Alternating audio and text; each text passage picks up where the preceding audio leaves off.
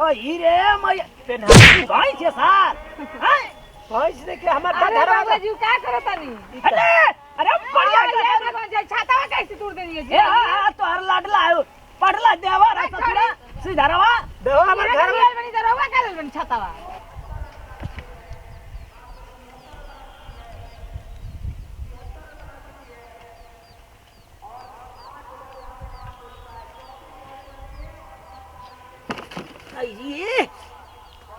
हीरे मैया हम कब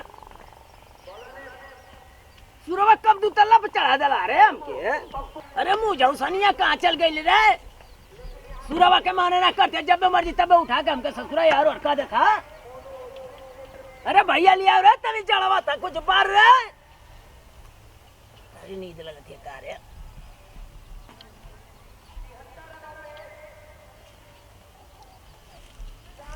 इनके हर मौसा हमरा के छोड़ देना कि पगलाइए जानी हम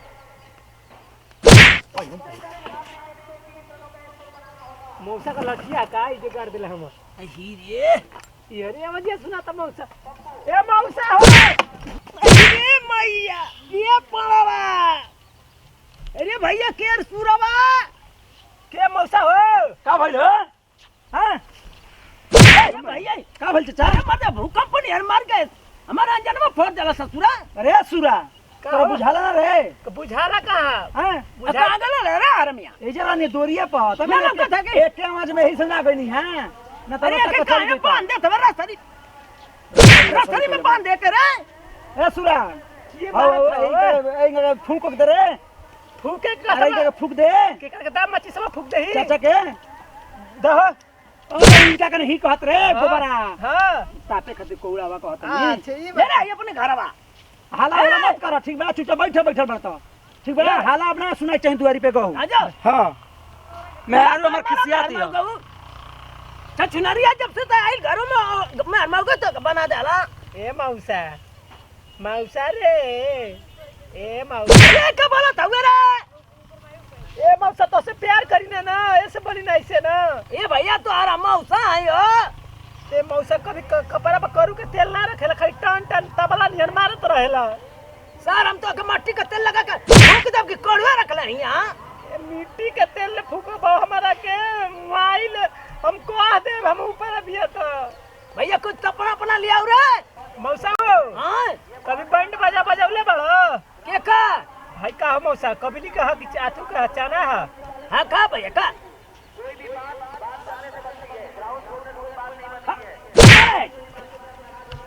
का रे नून नमक ढेर डाल का हम मौसा मन अरे का खतरा चाचा इनका चक्कर में पावा तार के गोबर ऊपर मैं खिया दी है गोबर बार हां लेड़ी बोलत ना कौन के लेड़ी है अरे सिधरिया ए मर्द मौसा हमका मछरी उछरी आई हमका सिधरिया कतरा उधरिया कह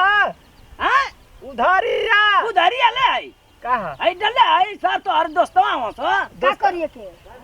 कहां डला सुबह से सार खा के तब ए दोस्त जगह लिया गया घर में अरे रह दो चाचा माओ तने करके डाली के तनी कुकुरा चोट दे रे अरे आ कुकुरा चोट दे हां ठीक बजा तने अरे ई का रख दे रे जा तनी के करे घमाओ रखल नहीं त ई तो इले के तरफ फिर ना में काटिया की घमाओ रखले रहनी है ना तो हर मौसा आके जू वर्ष माइनिंग करता ना हुआ के का बबिला रवा आ ये दादा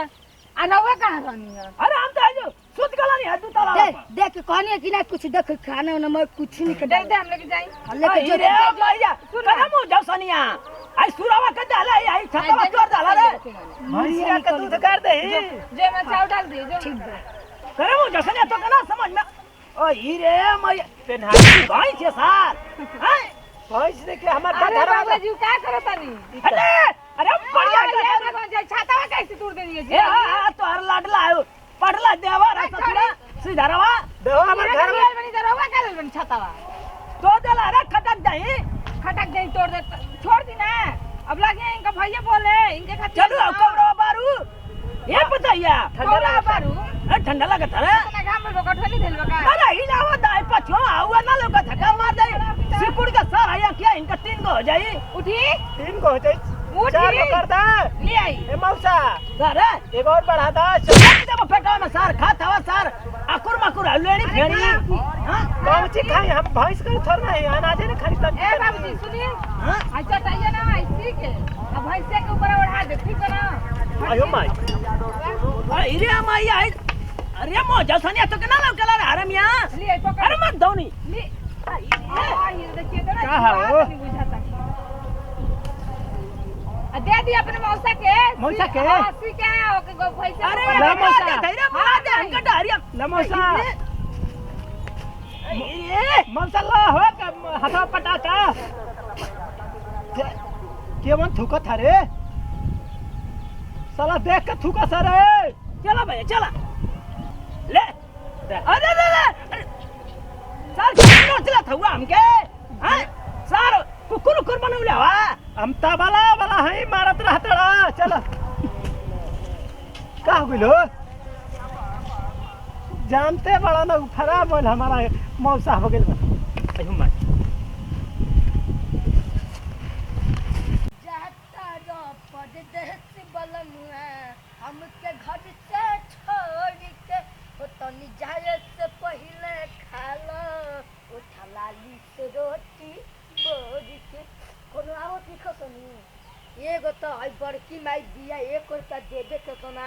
आ जोन बड़का पापा बना 1 रुपया ना देबेलन आ बड़की माई दिया त हम जब से माई गइल दिया मामा कहा न कौनो 1 रुपया नहीं खसदी घर में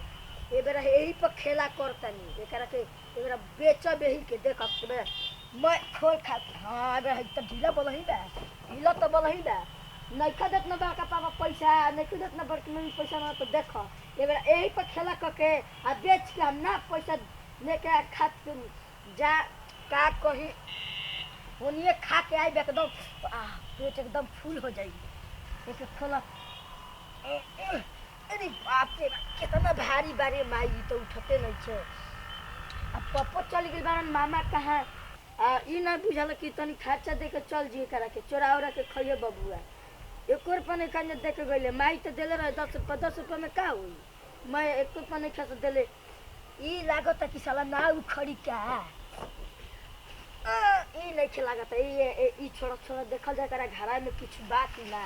पहले चेक कर लिया जा करा बात चोरी कर जी चलो पहले देखल जा प्रणाम कर देने गोर छुगो लगते तमाम भोजपुरी श्रोता समाज करो छोटका का बेटा नाती पोता खेसारी टू जैसे प्यार दुला से बात छतर छपर टीम पर बने यही तरह मरने हमें जिगोल खेसारी टू डिजिटल प्रीति में जिगोल पूरा टीम पर बन रखा वीडियो बना खास संदेश देख समझ के आसुरा का बकरी के लेनी है तो टो टो तो अनहर भेबर के तो लौका नहीं कौन ढेबर भेबर के तो टो टो तो मौसका कबली हो कि चाना तो इहो बुढ़वा उठल हन तो कह दिल कि चाना हो मुँह में डाल से तो कहे मतलब अगर केहू पैगर हो चाहे ना लोग तो ये तरीका के ना बोले के चाहिए ये तरीका के ना कर ना ये बाबू ई खाए वाला ना हो ई बकरी के लेनी है कुल फेंके वाला है ये तरह ना करे बैठल हैं कुर्सी पर कहता हूँ 2 तल्ला पर बैठल हैं तो कहा कि इस उम्र के हिसाब से दिमाग भी गबड़ा गया तो हम ये कहम कि प्यार दुला आशीर्वाद बना तो यही तरह कुछ वीडियो पर भरपूर इंटरटेनमेंट वीडियो पर पारिवारिक वीडियो पर सब अपन प्यार दुला आशीर्वाद छत छः बने रखल जा और ये तरीके घर परिवार बना हो चाहिए मिल व्यवहार रहे चाहिए ताकि कोनो परेशानी कोनो बाधा ना आए आ वीडियो के माध्यम से ज़्यादा हम कुछ बोल रहे तो आपके नाती पोता बेटा समझ के माफ कर जैसे दी फिर से वीडियो में जी जय जवान जय किसान भोजपुरी में देश किसान कोना कोना पहुँचाओगा तन की भोजपुरिया पहचान प्राण